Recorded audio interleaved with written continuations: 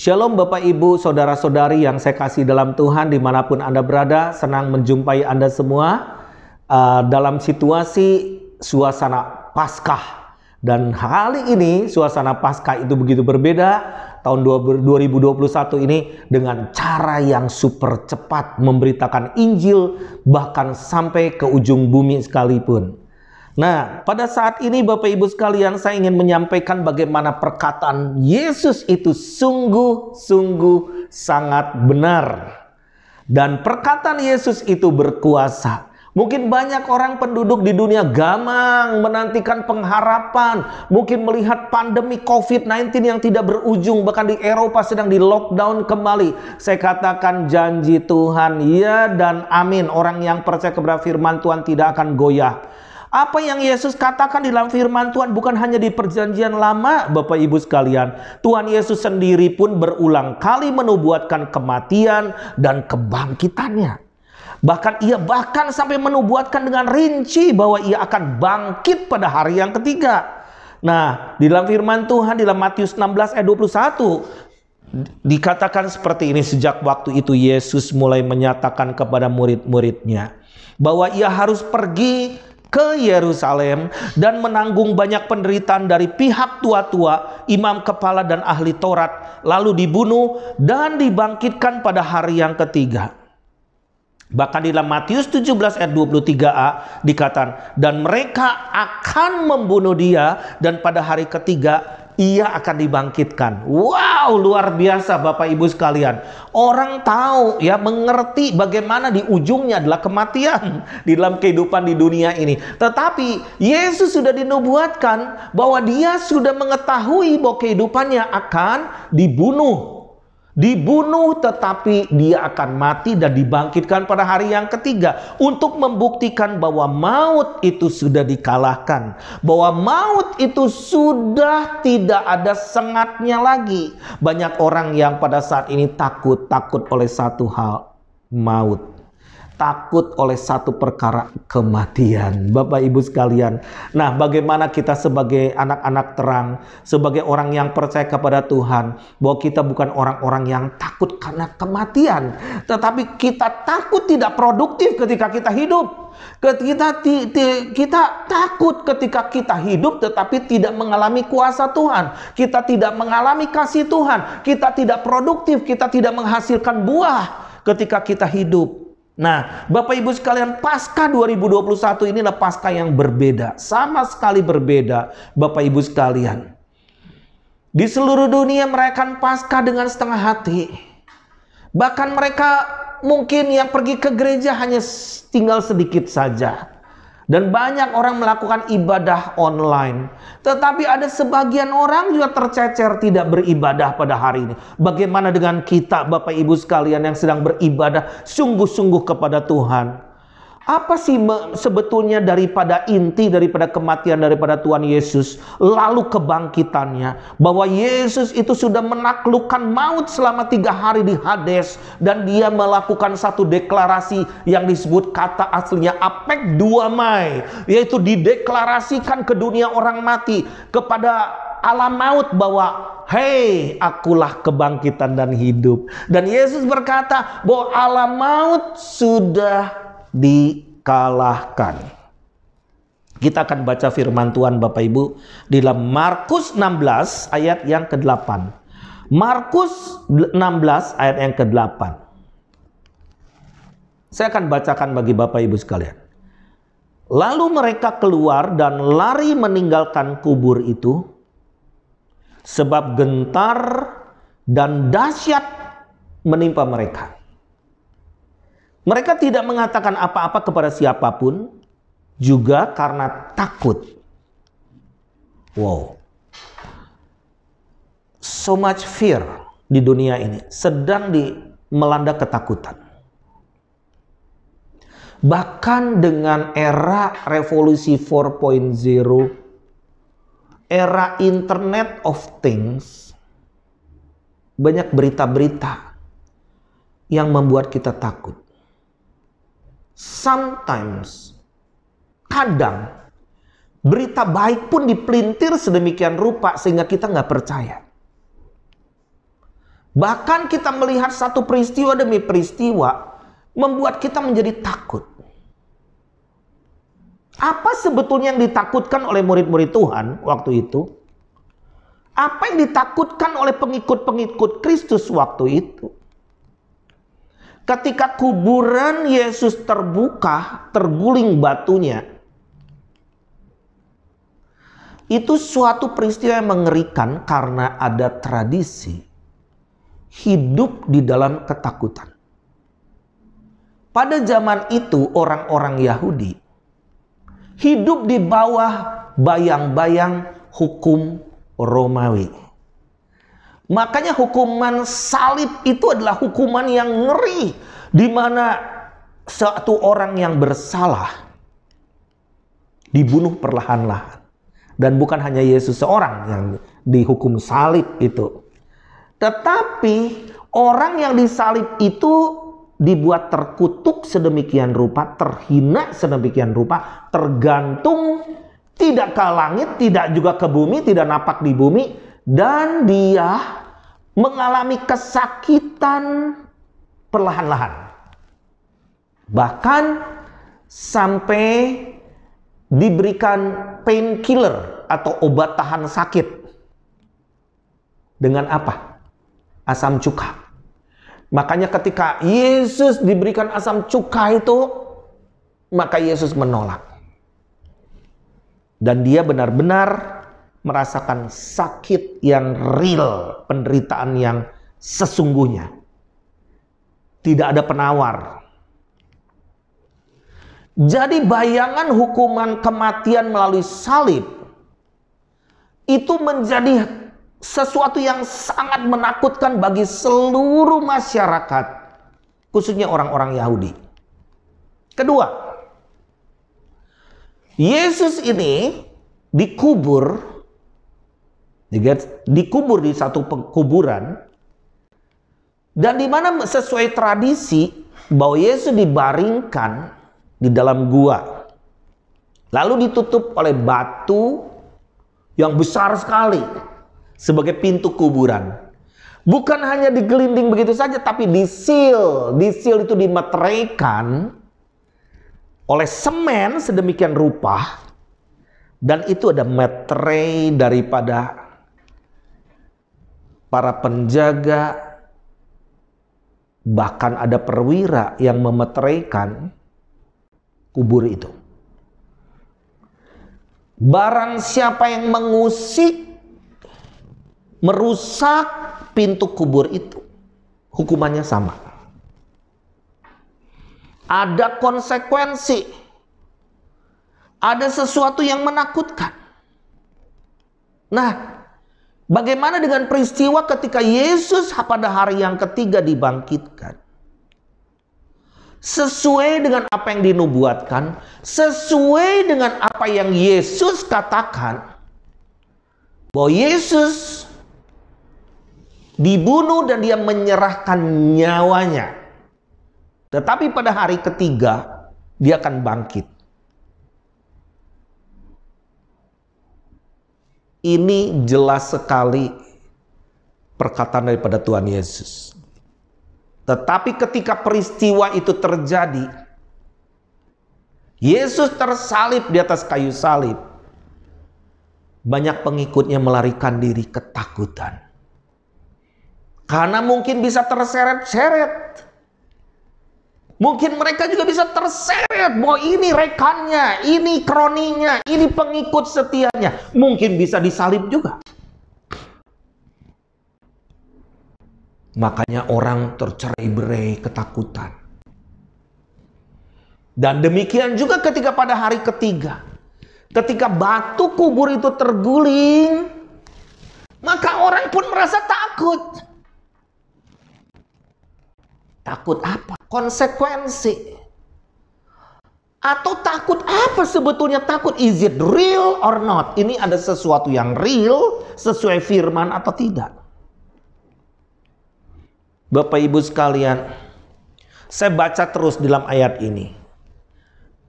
Dengan singkat mereka sampaikan semua pesan itu kepada Petrus dan teman-temannya. Sesudah itu Yesus sendiri, luar biasa Bapak Ibu.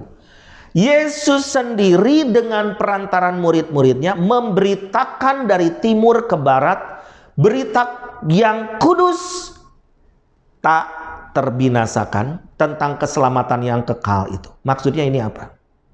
Yesus sendiri, He is alive. Dia hidup. Yesus tidak mati.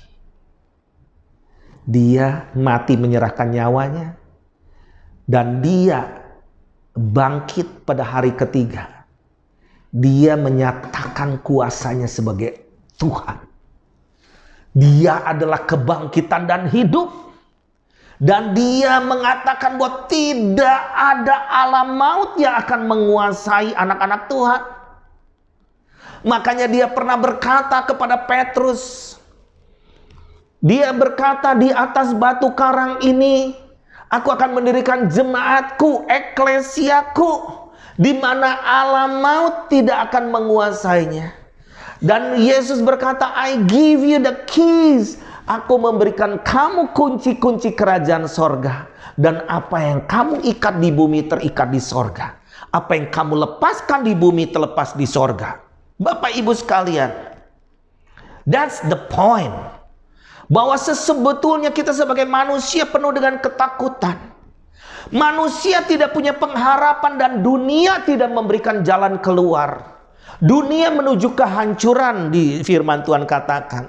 Tetapi Yesus, hanya melalui nama Yesus, di bawah kolong langit itu tidak ada nama lain kecuali oleh namanya kita beroleh selamat. Selamat bagaimana? Selamat selama-lamanya.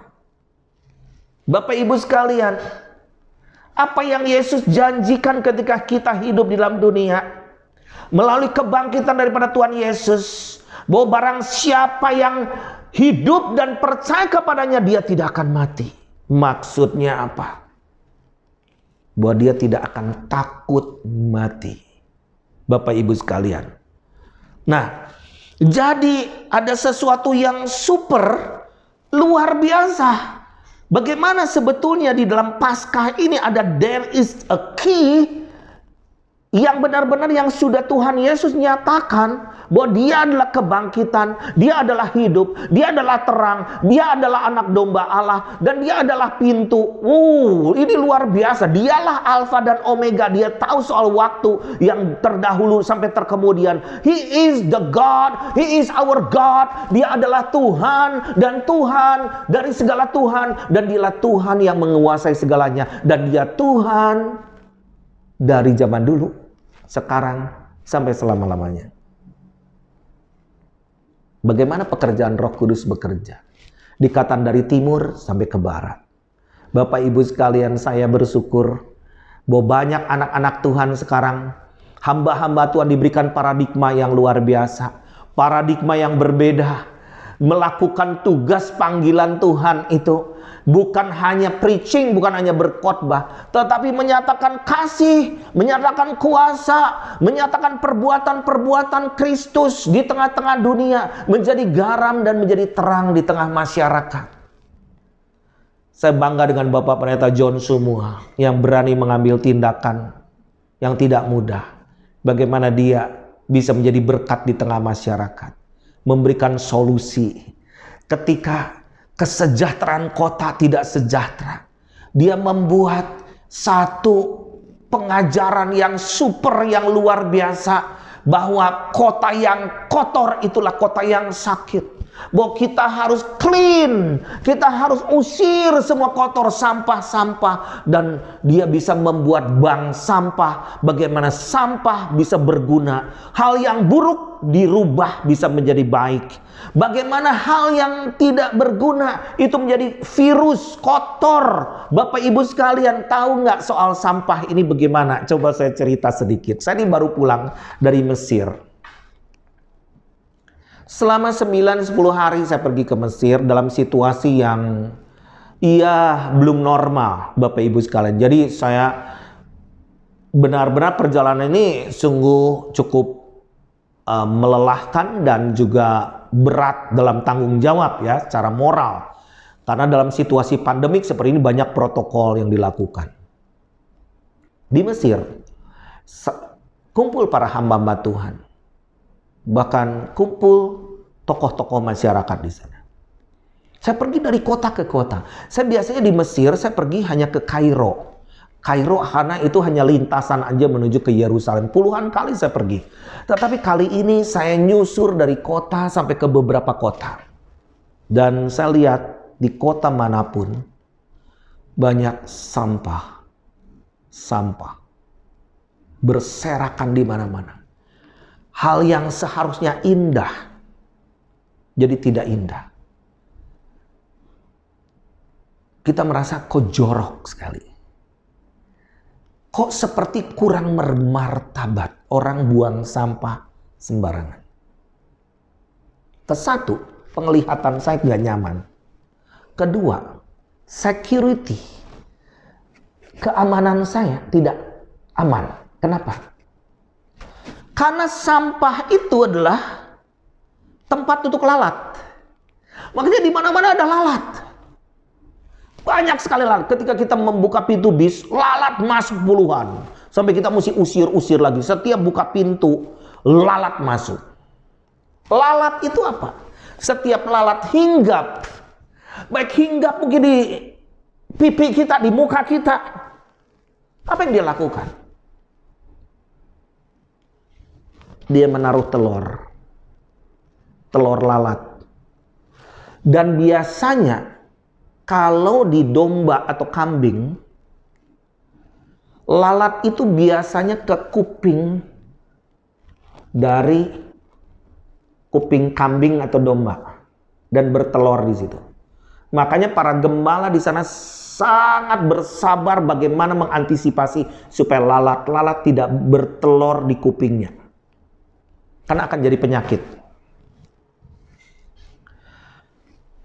Apa sebetulnya roh lalat di dalam firman Tuhan? Itu Beelzebul. Roh lalat.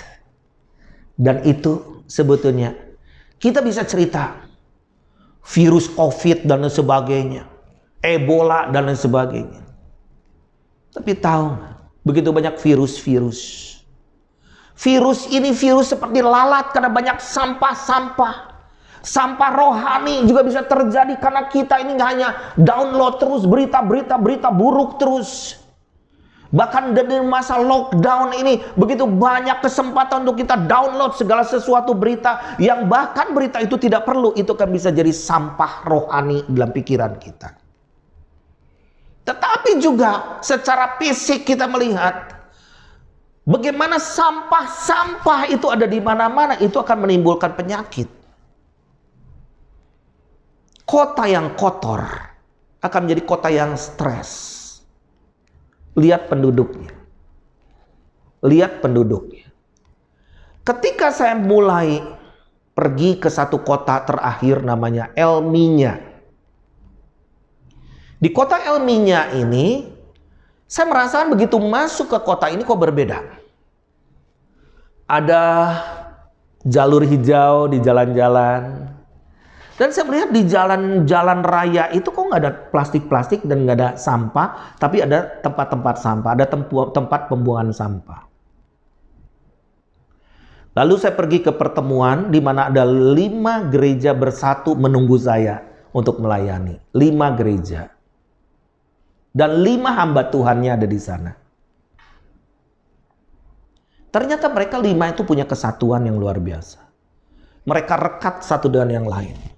Dan mereka katakan, kami sudah berdoa untuk kota ini dan kami sudah melakukan kesejahteraan bagi kota ini. Yeremia 29 ayat 7. Kami bekerja sama dengan wali kota membersihkan lingkungan. Kata saya pantesan berubah. Bapak Ibu sekalian 5 pendeta, hanya 5 pendeta. Sebetulnya berapa orang diperlukan untuk mengubah sesuatu? Ketika Tuhan berkata, apabila kamu memiliki iman hanya sebesar biji sesawi saja, kamu bisa memindahkan gunung. Bahkan di dalam firman Tuhan yang lain dikatakan, kalau kamu memiliki iman sebesar biji sesawi, maka kamu bisa membuat pohon ara terbantun. Terbantun itu uproot, tercabut dan tertanam di dalam laut. Untuk mencabut pohon ara nggak mudah Bapak Ibu sekalian, karena akarnya, pohon mungkin cuma 20 cm, akarnya bisa 2 meter dan cabangnya kemana-mana. Kita punya iman, dan firman Tuhan kata iman kita mengalahkan dunia. Jadi satu perkara Bapak Ibu sekalian, di dalam Tuhan, kita ini bisa melakukan perkara yang besar. Bahkan Tuhan mengirimkan rohnya yang kudus. Yesus sudah tidak ada di bumi ini, tetapi roh Yesus selalu menyertai. Makanya dalam firman Tuhan ini dikatakan, sesudah itu Yesus sendiri dengan perantaran murid-muridnya. Maka Yesus sendiri dengan perantaran kita akan menyampaikan berita baik. Berita yang kudus, yang tak terbinasakan, berita keselamatan daripada Tuhan. Dalam hari-hari ini Bapak Ibu sekalian, saya banyak ditelepon oleh anak-anak Tuhan, hamba-hamba Tuhan. Mereka kadang tengah malam telepon saya dan minta didoakan. Mereka sedang ada sakit, dan banyak juga yang nggak sakit sebenarnya tapi merasa sakit. Tapi juga ada yang benar-benar mereka sedang sakit dan sedang di ICU, bahkan mereka sekarang sedang menderita sakit COVID, ya, kena virus COVID, bukan sakit COVID, kena virus COVID, dan maka memicu penyakit-penyakit lain di dalam tubuhnya, yaitu, dan dia sedang ada di dalam kondisi yang di ICU. Ketika saya berdoa, dia telepon saya dan langsung saya terima, dan kadang saya pakai video call juga. Asalnya lemas, dan dia berkata, aduh, Pak Daniel, suaranya udah, kata saya, kenapa, tenang. Kita punya kuasa. Di dalam ketenangan ada kekuatan. Saya katakan, virus itu dari setan. Kita usir virus itu keluar dari tubuh. Dan engkau punya kekuatan, dan Roh Kudus akan memberikan kekuatan dan penghiburan dalam hidupmu untuk engkau bisa berdoa. Kata saya, penuh dengan Roh Kudus sekarang. Penuh dengan Roh Kudus. Dan mulai engkau katakan, aku sembuh dalam nama Yesus. Aku sembuh. Dan aku usir segala roh-roh maut. Aku usir segala sakit penyakit. Aku usir kuasa kegelapan. Aku usir segala roh intimidasi. Di dalam nama Yesus keluar sekarang. Dan kata saya, katakan terus. Dan katakan, aku sudah sembuh melalui darah Yesus sekarang. Aku sudah sembuh melalui darah Yesus. 2 hari yang lalu saya mendoakan juga seseorang yang sedang ini. Sekarang katanya oksigennya, saturasinya sudah menurun. Dan dia mulai sesak nafas dan sebagainya. Kata saya, mulai pikiran tenang. Dan tundukkan pikiran kita kepada pikiran Kristus. Dan apa yang terjadi hari ini, bebas dari ICU. Berapa puluh orang yang saya doakan dan mereka sembuh-sembuh. Itu karena apa? Iman. Dan bukankah iman di dalam kita mengalahkan dunia? Bukan sekedar didoakan, tapi kita nih, setiap orang punya iman. Dan kita mau melakukan perkara yang besar. Bahkan saya mendoakan setiap orang yang sakit. Kalau engkau sembuh, kau harus berjanji kau menyembuhkan banyak orang. Kita akan berdoa untuk banyak orang-orang sakit, dan orang itu sembuh. Di dalam nama Yesus sembuh.